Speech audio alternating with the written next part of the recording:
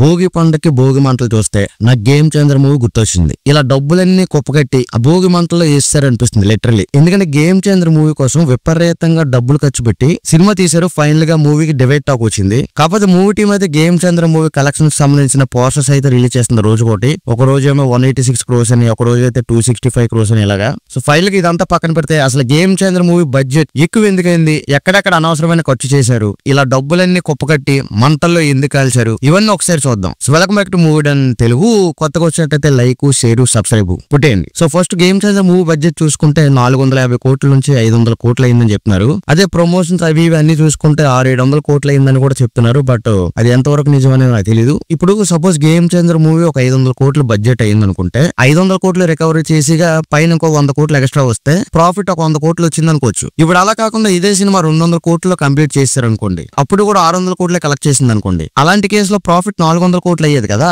అసలు ఒక political action subject కి 500 కోట్ల బడ్జెట్ అనేది అవసరమా అనేది ఒక పాయింట్. ఇప్పుడు సినిమా తీయడానికి 500 కోట్లు అయింది కాబట్టి అది డిస్ట్రిబ్యూటర్లకి ఎక్కువగా అమ్మేసి అమ్మిన డబ్బులు రికవరీ అవ్వలేదు అనుకోండి, డిస్ట్రిబ్యూటర్స్ కి నష్టం వస్తుంది. ఇప్పుడు కొన్ని సినిమాలు అయితే 100 కోట్లలోనే తీసేసి అది 500 కోట్లు అయిందని చెప్పి అమ్మేస్తున్నారు. సో అలాంటి సినిమాలు ఫ్లాప్ అయితే అప్పుడు కూడా డిస్ట్రిబ్యూటర్లే నష్టపోతారు కదా. సో కొన్ని సినిమాల విషయంలో అలా కూడా జరుగుతుంది. ఒరిజినల్ గా ఆయన బడ్జెట్ చెప్పకుండా బడ్జెట్ ఎక్కువైందని కూడా చెప్పుకుంటున్నారు, ఎందుకంటే బిజినెస్ ఎక్కువ చేసుకోవడం కోసం. సో ఇదొక point. So coming back to Game Changer budget. అసలు Game Changer movie team correct గా ప్లాన్ చేసుకుంటే బడ్జెట్ ని చాలా వరకు పెరగకుండా చూసుకోవచ్చు. ఇప్పుడు కేవలం గేమ్ చేంజర్ మూవీ సాంగ్స్ కోసమే 75 కోట్లు ఖర్చు పెట్టారని అఫిషియల్ గానే చెప్పారు. సో సాంగ్స్ కోసమే 75 కోట్లు ఎందుకు ఖర్చు పెట్టారంటే ఆ సాంగ్స్ అన్ని గ్రాండ్ స్కేల్ లో కనిపించడానికి. ఎంత గ్రాండ్ స్కేల్ లో తీసినా కూడా ఆ సాంగ్స్ వల్ల అయితే సెపరేట్ గా సినిమా మీద బడ్జెట్ అయితే ఏం క్రియేట్ అవ్వలేదు కదా. అసలు ఈ సాంగ్స్ అన్నిటిలో కూడా ఎక్కువ ఖర్చు పెట్టింది అయితే నానా హైరాణ సాంగ్ అని చెప్పారు. ఎక్కడో న్యూజిలాండ్ లాంటి లొకేషన్ కి వెళ్ళి అసలు ఇండియన్ సినిమాలోనే ఫస్ట్ టైం ఇన్ఫ్రారెడ్ ఫోటోగ్రఫీ అనేది ఒకటి ఈ సాంగ్ కోసం యూజ్ చేసి ఈ సాంగ్ అయితే తీశారని చెప్పారు. తీరా సినిమా రిలీజ్ అయ్యాక అసలు ఆ సినిమాలో ఈ సాంగే లేదు. తర్వాత ఎప్పుడో 14 తర్వాత ఈ సాంగ్ యాడ్ చేస్తామని చెప్పారు, అది వేరే విషయం. ఒకవేళ టెక్నికల్ ప్రాబ్లం వల్ల ఈ సాంగ్ సినిమాలో లేదా, లేకపోతే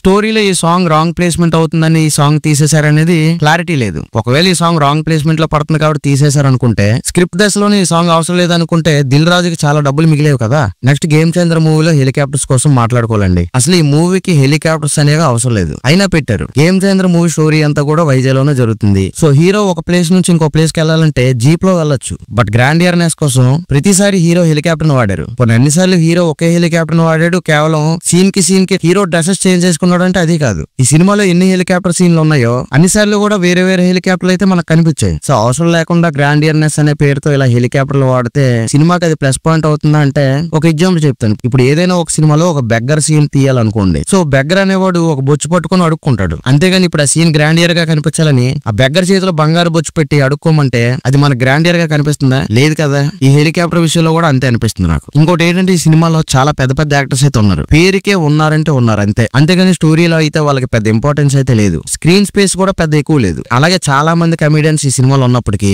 వాళ్ళకి ఒక సింగిల్ లైన్ డైలాగ్ కూడా లేదు. అలాగే అసలు గేమ్ చేంజర్ మూవీలో ప్రియదర్శి ఇంకా సత్య ఉన్నారనే విషయం అయితే చాలా మందికి ఇప్పటికీ తెలియదు. వాళ్ళు ఏదో రామచ్చమచ్చ సాంగ్ లో అలా కనిపించి అలా వెళ్ళిపోతారు అంతే. ఆ తర్వాత ఇంకెక్కడ కూడా వాళ్ళ సినిమాలో కనిపించరు. కొన్ని బ్రహ్మానందం, సునీల్, వెన్నెల కిషోర్ లాంటి కమెడియన్స్ ఉన్నా కూడా వాళ్ళని కూడా ఈ సినిమాలో పెద్దగా వాడుకున్నది అయితే ఏమి లేదు. అండ్ ఇంకో విషయం ఏంటంటే బ్రహ్మానందం, సునీల్, వెన్నెల కిషోర్ లాంటి కమెడియన్స్ ఉన్నా సరే వాళ్ళని కరెక్ట్ గా అయితే వాడుకోలేదు. వాళ్ళ సినిమాలో కనిపించే స్క్రీన్ టైం తక్కువే అవ్వచ్చు. బట్ వాళ్ళ కాల్ షీట్ బ్లాక్ చేయాలంటే ఎక్కువ డేసే పడతాయి. దాని వల్ల ప్రొడ్యూసర్ కూడా చాలా ఖర్చు పెరుగుతుంది. అలాగే గేమ్ చేంజర్ మూవీని 2021 ఫిబ్రవరిలో అఫీషియల్ గా అనౌన్స్ చేశారు. బట్ ఫైనల్ గా 2025 జాన్ 10th అయితే ఈ సినిమా రిలీజ్ అయింది. సో సినిమాని ఆడియన్స్ ముందుకు తీసుకురావడానికి ఇంచుమించు 4 సంవత్సరాలు టైం పట్టింది. ఒక మూవీని తీసుకురావడానికి ఇంత టైం పడితే ఆ మూవీ బడ్జెట్ మీద ఇంట్రెస్ట్ ని లెక్క కడితే ప్రొడ్యూసర్ మీద ఎక్స్ట్రాగా ఎంత బడ్జెట్ పడుతుందో ఒకసారి ఊహించుకోండి. అలాగే మూవీ కూడా చాలా డిలే అవడం వల్ల మేకింగ్ లో కూడా చాలా వేస్ట్ ఖర్చు అయితే అయ్యింది. సో మూవీలో ఒక సీన్ కోసం చాలా దూరం నుంచి అయితే కొన్ని 100 గొర్రెలను అయితే తీసుకొచ్చారు. అయితే వెదర్ సపోర్ట్ చేయకపోవడం వల్ల వాటిలో కొన్ని అయితే చనిపోయాయి. వాటిలో కొన్ని గొర్రెలు అయితే చనిపోయాయి అంటున్నారు. సో వాటి ప్లేస్ లో ఇంకొన్ని గొర్రెలు అయితే తీసుకొచ్చారు. సో ఇప్పుడు వీటి ట్రాన్స్పోర్ట్ ఛార్జెస్ తీసేస్తే ఒక్కొక్క గొర్రె మీద 8,000 ఎక్స్ట్రాగా ఖర్చు అయిందని అయితే చెప్తున్నారు. సో ఇలా సరైన ప్లానింగ్ లేకపోవడం వల్ల బడ్జెట్ అయితే చాలా పెరిగిపోయింది. సో నేనేమంటున్నానంటే సినిమాలు అనేవి అవసరం ఉన్నా లేకపోయినా సరే గ్రాండియర్నెస్ పేరుతో 100 కోట్లు ఖర్చు పెడుతున్నారు. సో ఈ 100 కోట్లు ఖర్చు పెట్టాలి అనే కాన్సెప్ట్ తీసేసి స్టోరీ మీద కాన్సన్ట్రేట్ చేస్తే మంచి సినిమాలు వస్తాయని నా ఒపీనియన్. సో వీడియో నచ్చితే లైక్ చేసి మన ఛానల్ సబ్స్క్రైబ్ చేయండి.